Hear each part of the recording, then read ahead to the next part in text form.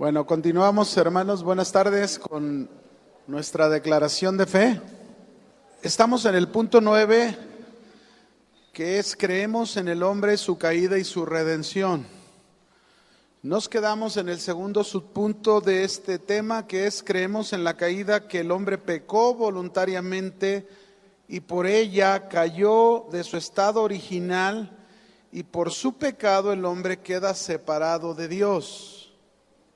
Esto quiere decir, mis hermanos, que por causa del pecado el hombre está totalmente incapacitado para acercarse a Dios. El hombre por sí solo no puede acercarse a Dios.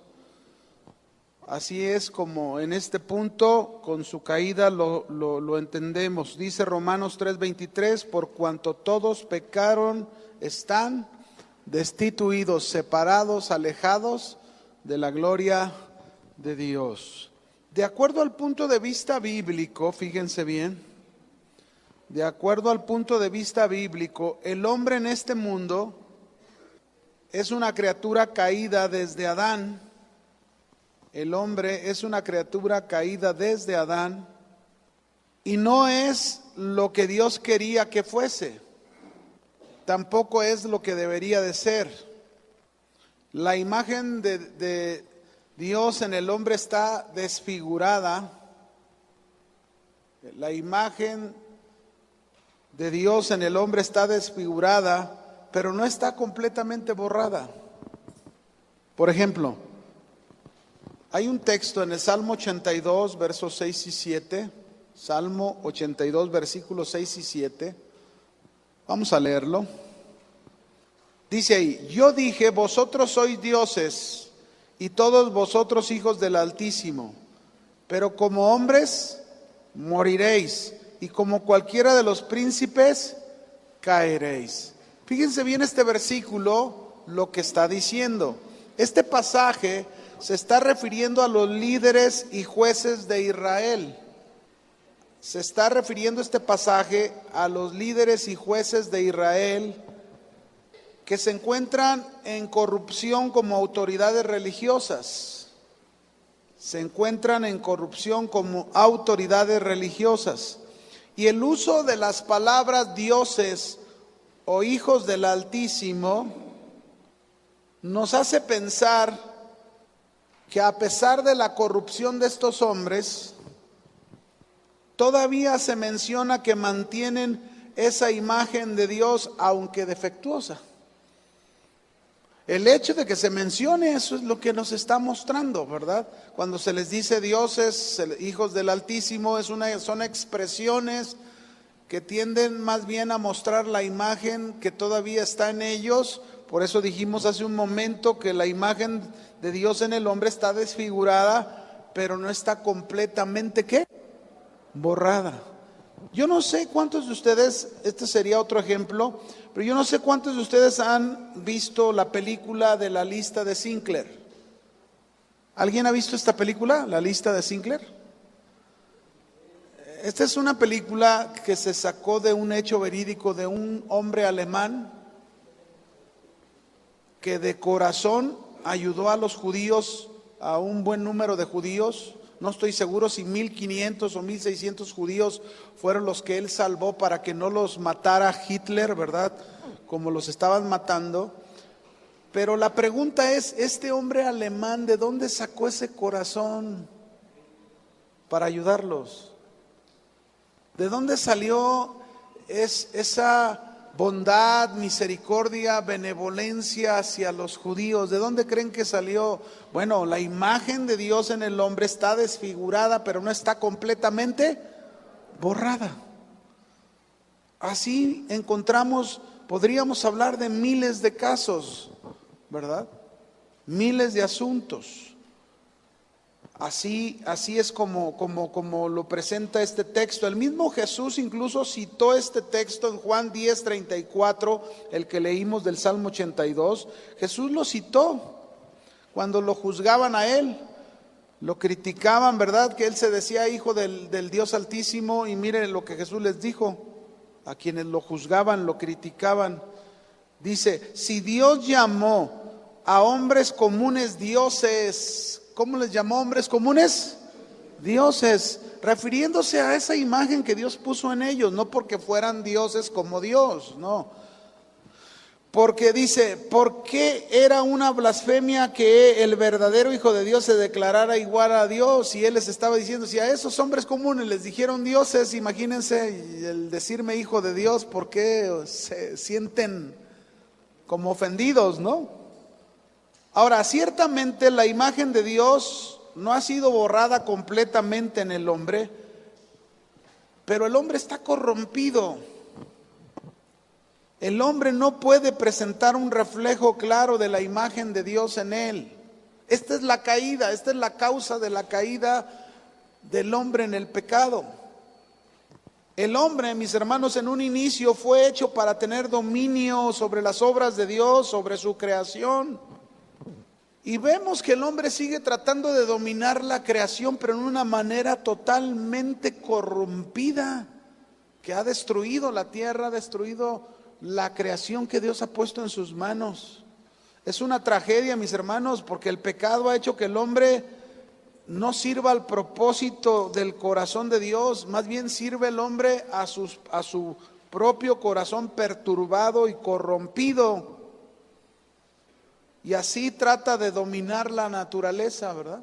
Sabemos que los poderes, hoy en día, una nación quiere mostrarle a la otra que tiene más poder. ¿Y cuál es la forma de presumir esto? Dígame, ¿cuál es la forma? Mostrando la mejor arma que tienen. Por ahí se decía, creo que el hermano Pablo Hunter una vez nos platicaba cuando hicieron la bomba atómica, aquella que arrojaron en Japón, que mató a miles de personas.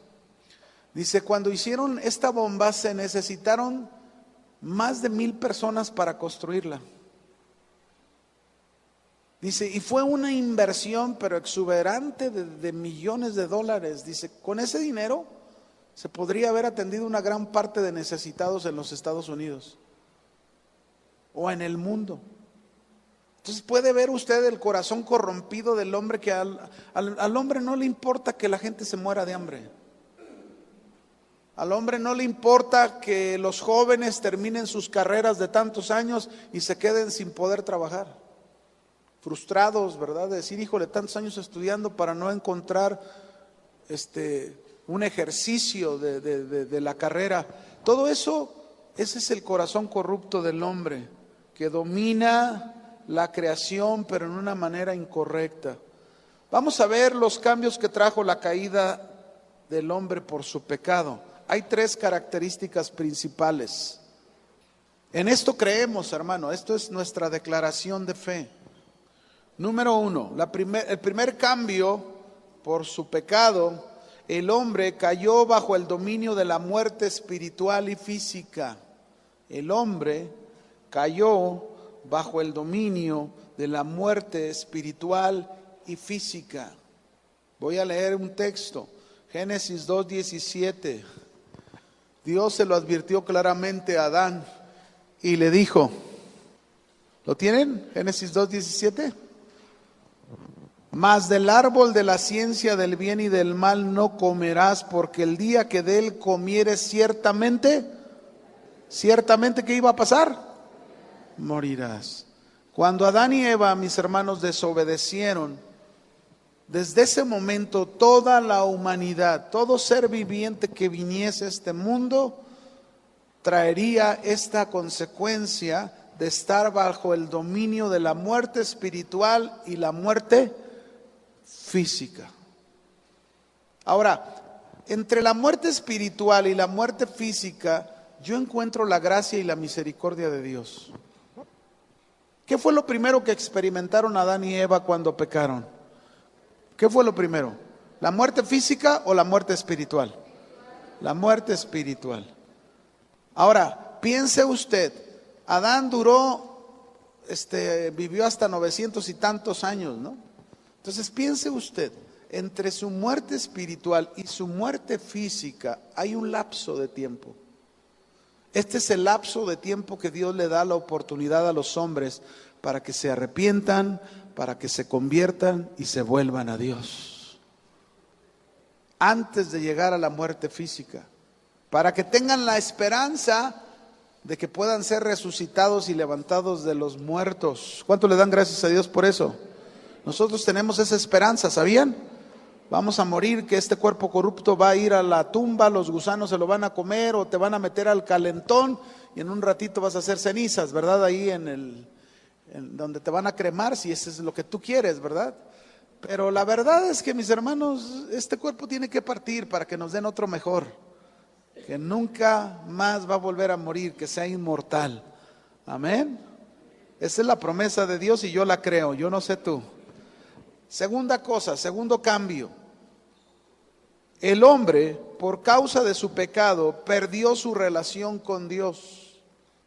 Es muy difícil cuando tú le hablas a una persona que no conoce a Dios, que no ha tenido un encuentro con Cristo, que no ha tenido la oportunidad de ser revelada la palabra de Dios en su corazón. Es muy difícil que tú le hables y le digas a una persona que tienes tú una relación con Dios, que tienes tú una comunión con Dios todos los días y que hablas con Él y Él te contesta. ¿Sabes qué te van a decir? Que estás bien, bien penurias.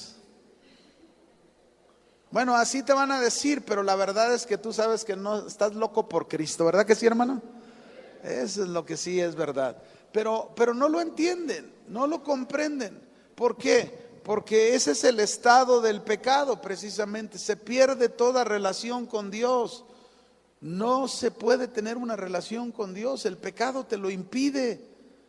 Yo siempre, cuando vienen a consejería personas, una de las primeras cosas que trato de darme cuenta es ver si realmente hay una nueva vida en ellos, porque si no, todo lo que yo les pueda hablar de la vida espiritual no lo van a entender.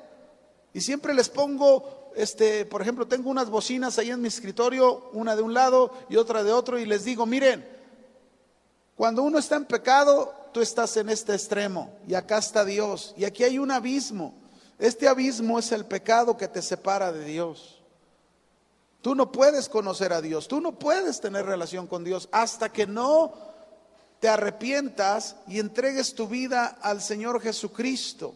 Entonces, entre este puente y el otro se pone una cruz. Ese es el puente que te une con Dios, que es Cristo Jesús, el sacrificio de Cristo Jesús. Solo es Él el que nos puede volver a restablecer y a conectar en nuestra comunión con Dios.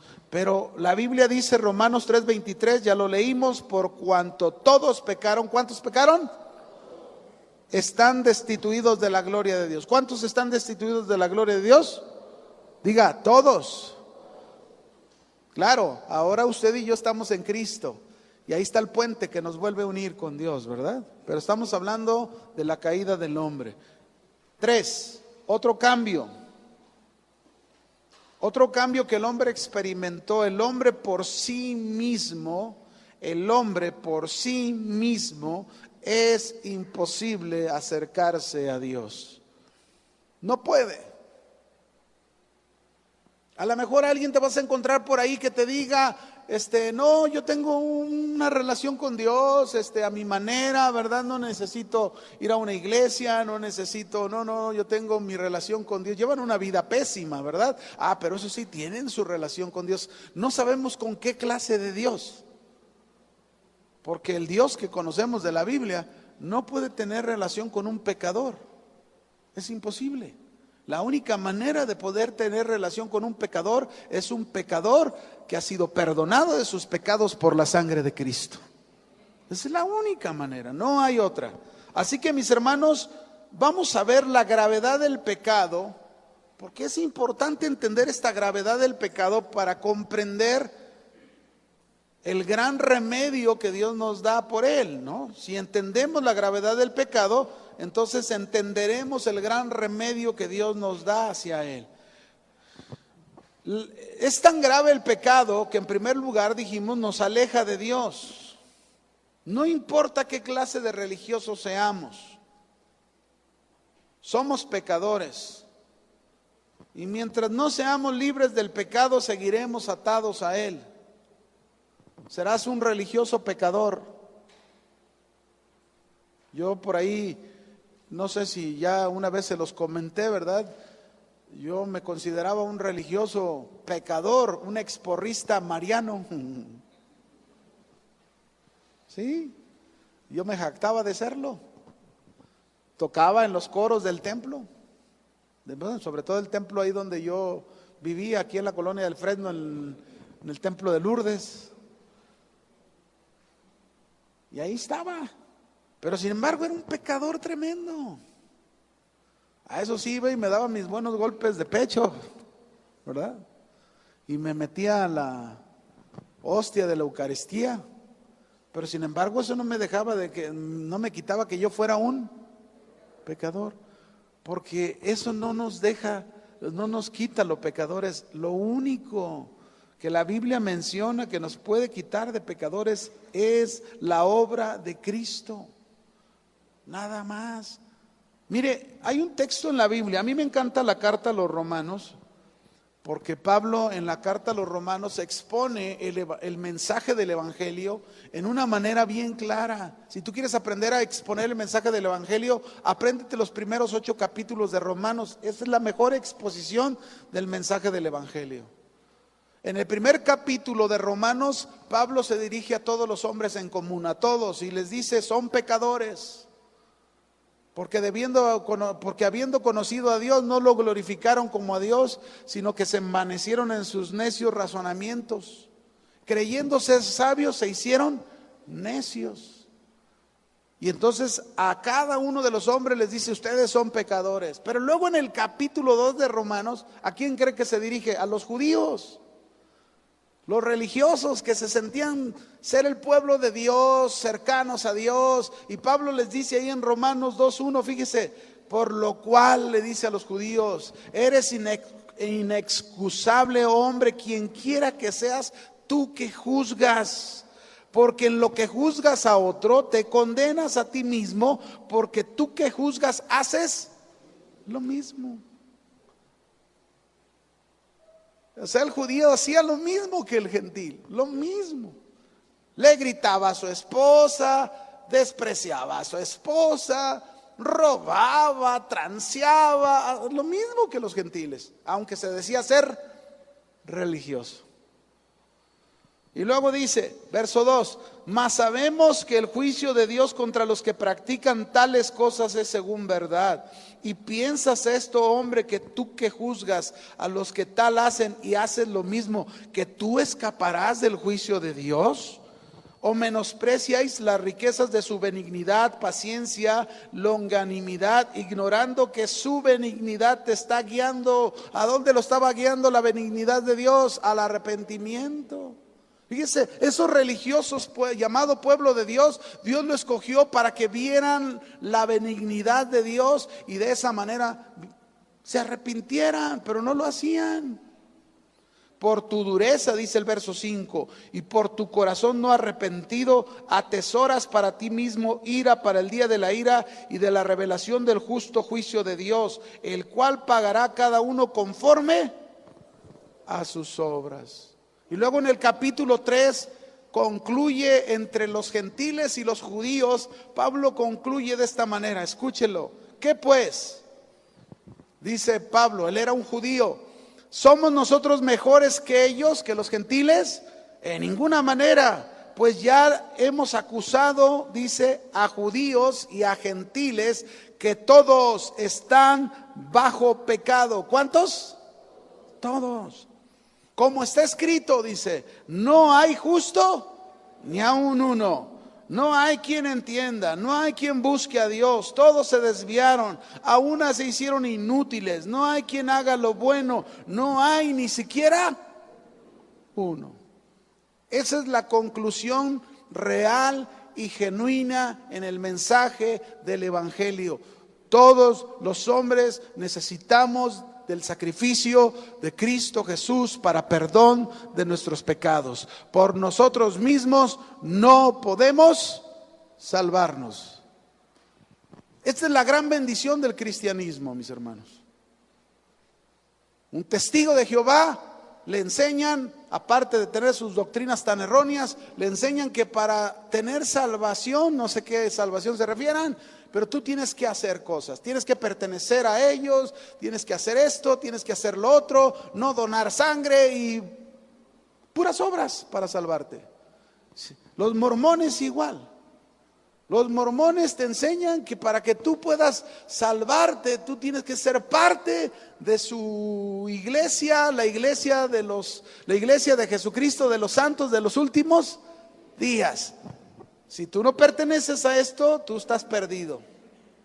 Ahí están, obras, obras, obras. El único que enseña que no es por obras la salvación es el mensaje de Cristo. Dice Efesios 2, versículo 8, porque por gracia sois salvos, por medio de la fe, y esto no de vosotros, no por obras, para que nadie se gloríe. Así que, mis hermanos, vamos a este punto. Después de haber visto la condición total de los hombres, esta es la caída y lo que trajo al hombre.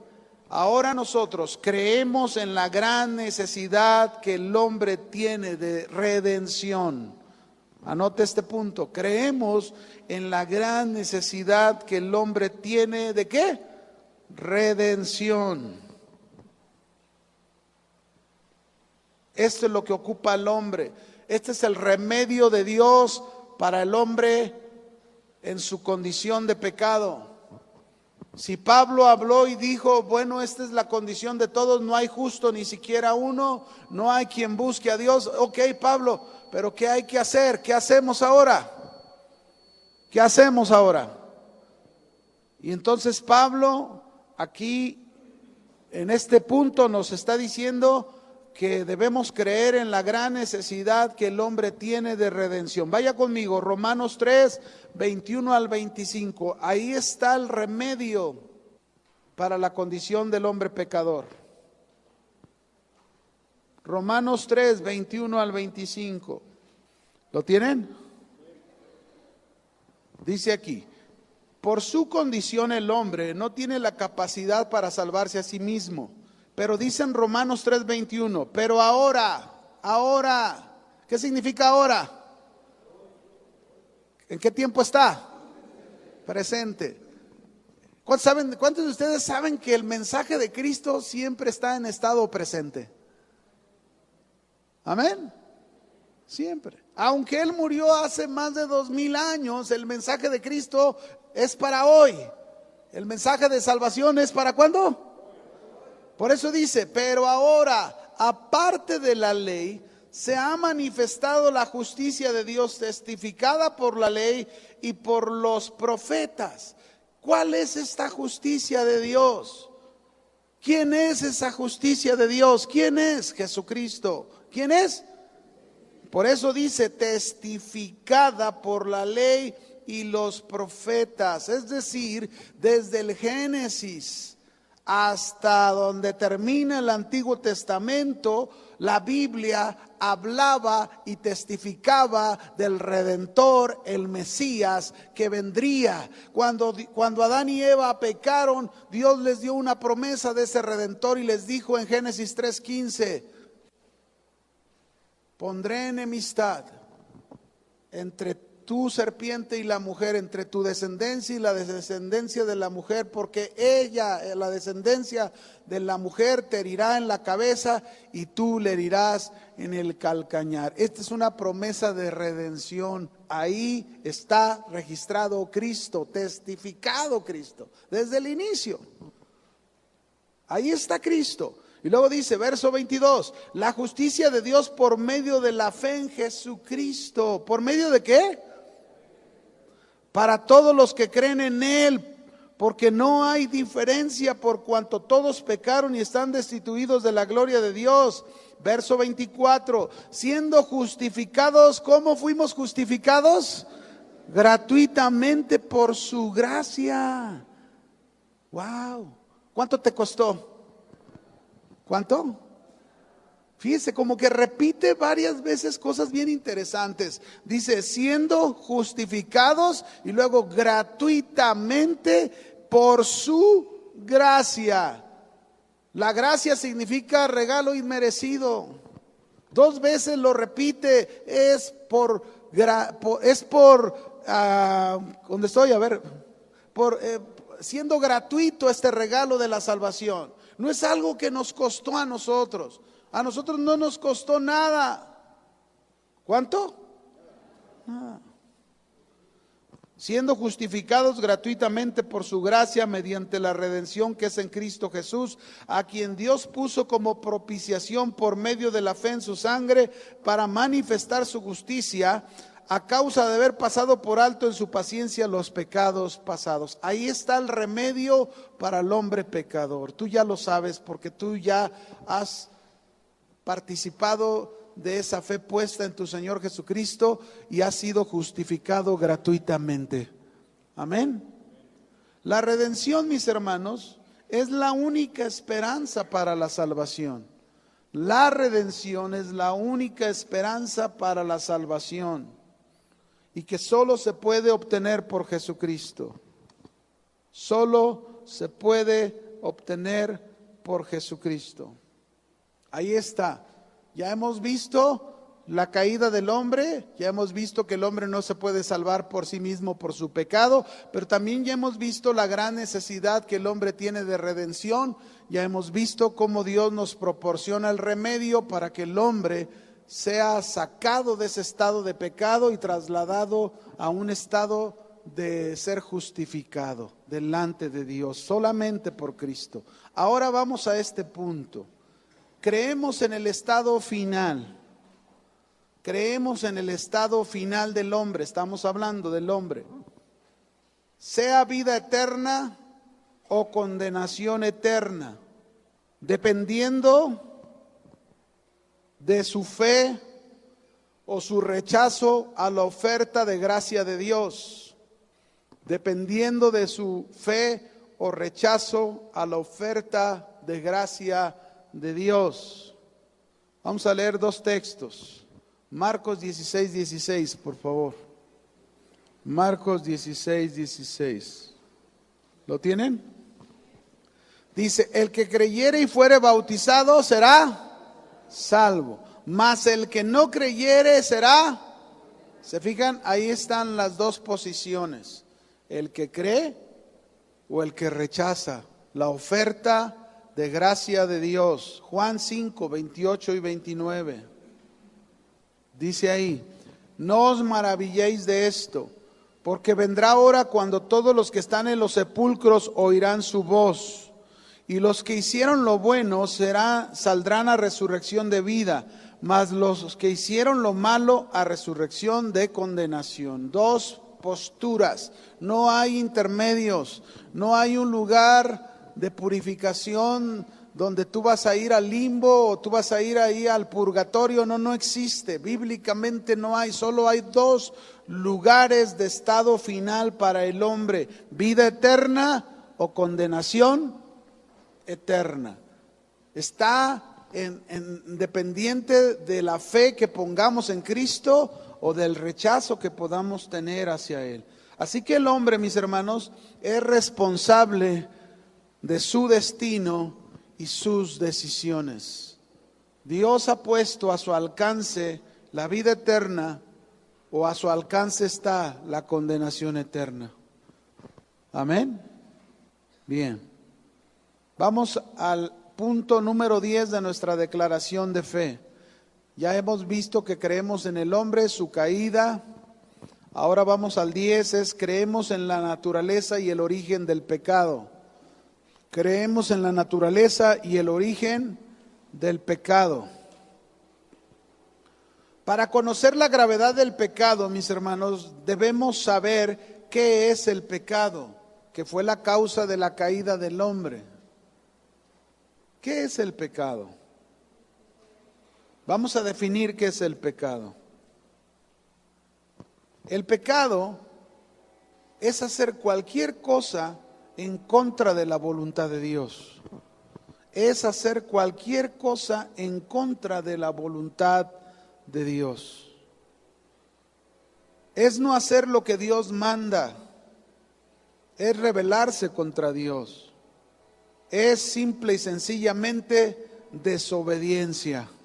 Ya dijimos nosotros que en el principio, a los inicios, el hombre no conocía el pecado, el hombre vivía en un estado de inocencia, fue hecho santo, apartado para Dios, pero por causa de su desobediencia, que tenía esa libertad de elegir, el hombre perdió su inocencia y su santidad. El hombre podía haber sido inmortal desde un principio, pero no hizo lo que Dios le indicó. Yo me pregunto a veces, Adán y Eva decidieron hacer lo que Dios les dijo que no hicieran, pero vamos a aplicar a nuestra vida. ¿Cuántas veces tú y yo hemos hecho lo contrario de que Dios nos dice que no hagamos? ¿Cuántas veces Dios ha estado diciéndonos, oye, no hagas esto, y vas y lo haces, ¿no? Dios les ha dicho a los maridos, maridos amen a sus mujeres como Cristo amó la iglesia, y pues hacemos lo contrario, ¿verdad? Mujeres, sujétense a sus maridos y hacemos lo contrario. Hijos, obedezcan a sus padres en todo y hacemos lo contrario. No existe hecho tan evidente ni tema tan importante como lo es el pecado. El pecado es tan antiguo como el mismo hombre. Si nosotros no seguimos el punto de vista bíblico del pecado, mis hermanos, no entenderemos el punto de vista bíblico del remedio de Dios para el pecado. Incluso muchos hombres, con tal de excusarse ante la palabra de Dios, lo que ellos hacen es criticarla, atacarla, desvalorarla, menospreciarla, la palabra de Dios, porque no les conviene, porque les balconea su vida, ¿no? Pero el Señor dijo algo en Mateo 24:35. Él dijo, el cielo y la tierra van a pasar, pero mis palabras no pasarán.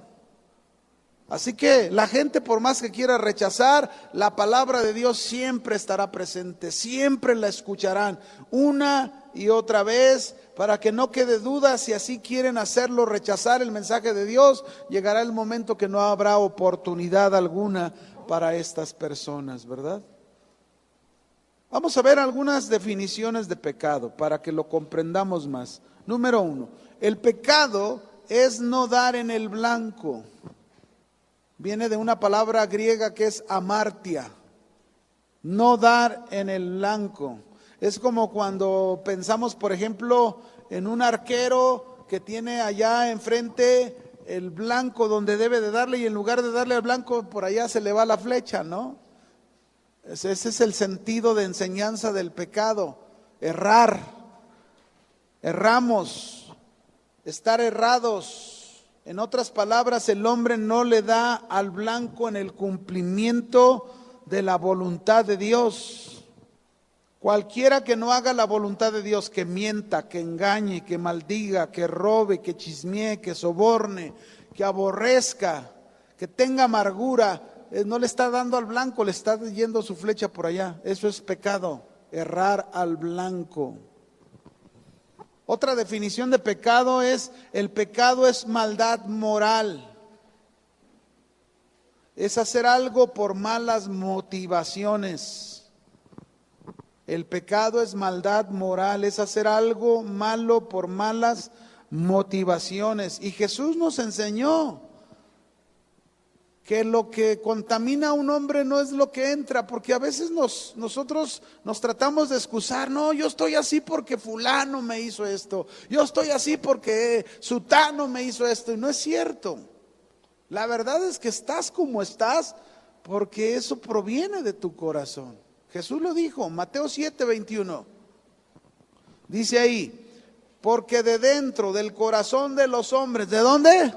De dentro salen los malos pensamientos, los adulterios, las fornicaciones, los homicidios, los hurtos, las avaricias, las maldades, el engaño, la lascivia, la envidia, la maledicencia, la soberbia, la insensatez. Todas estas maldades de dentro salen y contaminan al hombre.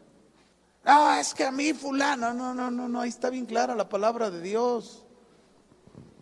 No busquemos una excusa ante el pecado que está ahí adentro. Amén. Es Mateo 7:21 al 23. Marcos, perdón, es Marcos, sí, me equivoqué, perdón, gracias que me ayudan a. Marcos 7:21 al 23, perdón. Esto también está en Mateo 15 más bien, pero este es Marcos, este texto, Marcos 7:21 al 23. Perdón, ¿ya ven cómo le erramos al blanco? Ahí está otro ejemplo. Otra definición. El pecado es la incapacidad de mantenerse dentro de la norma de Dios. El pecado es la incapacidad de mantenerse dentro de la norma de Dios. ¿Cuál es la norma de Dios, mis hermanos? ¿Cuál es la norma de Dios? La palabra. Sus leyes que están en su palabra. Y el hombre, mis hermanos, no tiene esa capacidad, por eso es pecado, porque la Biblia le dice una cosa y él hace otra cosa, ¿no? Así que por eso es incapaz el hombre, no tiene esa capacidad y eso es pecado. No cumple con las normas de Dios, no cumple con la palabra de Dios. El pecado, mis hermanos, ya dijimos, desfigura la imagen de Dios.